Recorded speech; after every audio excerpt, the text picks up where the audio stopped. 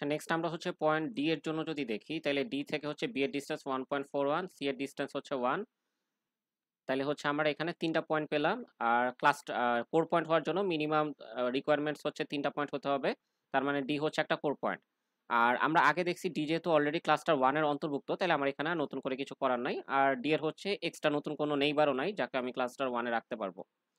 আচ্ছা, এরপর হচ্ছে ই পয়েন্টের জন্য আসি। ই থেকে এফ এর ডিস্টেন্স হচ্ছে 1, ই থেকে জি এর ডিস্টেন্স হচ্ছে 1.41।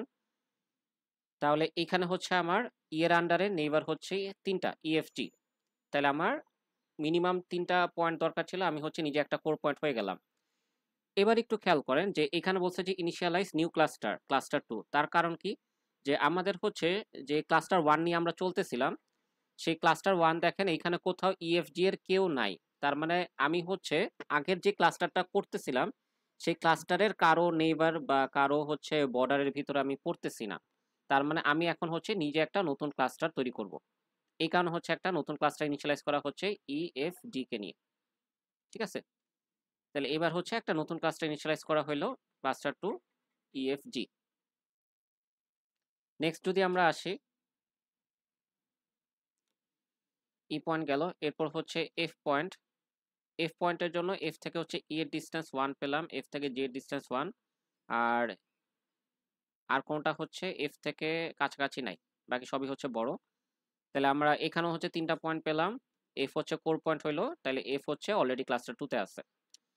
নেক্সট হচ্ছে আমরা জি এর জন্য দেখি, জি থেকে এর ডিস্টেন্স 1.41, জি থেকে এইচ এর ডিস্টেন্স 1.7, সরি 0.7।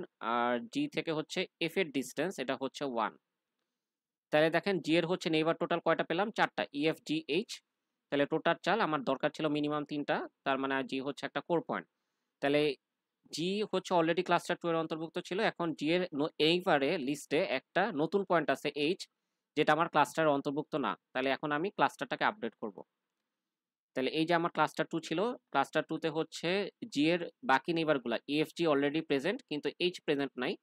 তাহলে এইচ কে আমি হচ্ছে ক্লাস্টারে অন্তর্ভুক্ত করে ফেলবো। এইচ কে আমি ক্লাস্টার 2 এর তাহলে হচ্ছে অন্তর্ভুক্ত করে ফেলবো।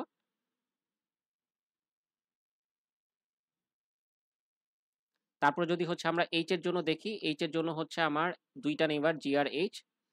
তাইলে হচ্ছে মিনিমাম যে রিকোয়ারমেন্টটা ছিল 3টা পয়েন্ট থাকা লাগবে, সেটা হইলো না। তাইলে এইচ কোর পয়েন্ট হইতে পারলো না। বাট এইচ যদি অলরেডি, যেহেতু অলরেডি ক্লাস্টার 2 এর অন্তর্ভুক্ত, এই কারণে এইচ হচ্ছে একটা বর্ডার পয়েন্ট। কোন একটা পয়েন্ট অলরেডি কোনো ক্লাস্টারের অন্তর্ভুক্ত কিন্তু সেটা কোর পয়েন্ট হইতে পারে নাই, তাহলে সে হবে বর্ডার পয়েন্ট।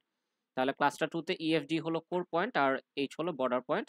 এরপর আমরা যদি হচ্ছে আই এন জে এর জন্য দেখি, আই এন জে এর কোনো ডিস্টেন্সই দেখেন 1.5 এর আন্ডারে না। তার মানে এদের আন্ডারে কোনো পয়েন্ট নাই, এবং আমরা যে 2টা ক্লাস্টার বানায় রাখছি এই ক্লাস্টারে কোথাও আই জে নাই। তাহলে হচ্ছে এরা নয়েজ পয়েন্ট হিসেবে গণ্য। তাহলে ফাইনালি হচ্ছে আমরা যেটা অ্যান্সার পাচ্ছি যে ক্লাস্টার 1 এ এবিসিডি আছে, ক্লাস্টার 2 তে এফজি আছে, জিএইচ আছে, আর হচ্ছে আমার নয়েজ পয়েন্ট যেটা, এই নয়েজ পয়েন্টের আন্ডারে হচ্ছে আই আর জে আছে। ঠিক আছে, তাহলে এটা হচ্ছে আমাদের ফাইনাল অ্যান্সার। তাহলে ডিবি স্ক্যান থেকে আমাদের নিউমেরিক্যাল এক্সাম্পলগুলো হচ্ছে এরকমই থাকবে, যে পেয়ার ওয়াইজ ফার্স্টে ডিসটেন্স ম্যাট্রিক্সটা বের করব। পরীক্ষায় হচ্ছে এটা দুই পাশে ফিল আপ করে রাখবো, তাহলে সুবিধা হবে। একটা রো বরাবর স্ক্যান করলেই সবগুলা ডিসটেন্স দেখা যাবে। এরপরে হচ্ছে আমরা এই এপসাইলন রেডিয়াসের ভিতরে কয়টা পয়েন্টকে পাচ্ছি তার ভিত্তিতে আমরা এটাকে কোর অথবা বর্ডার অথবা হচ্ছে নয়েজ পয়েন্ট বলবো।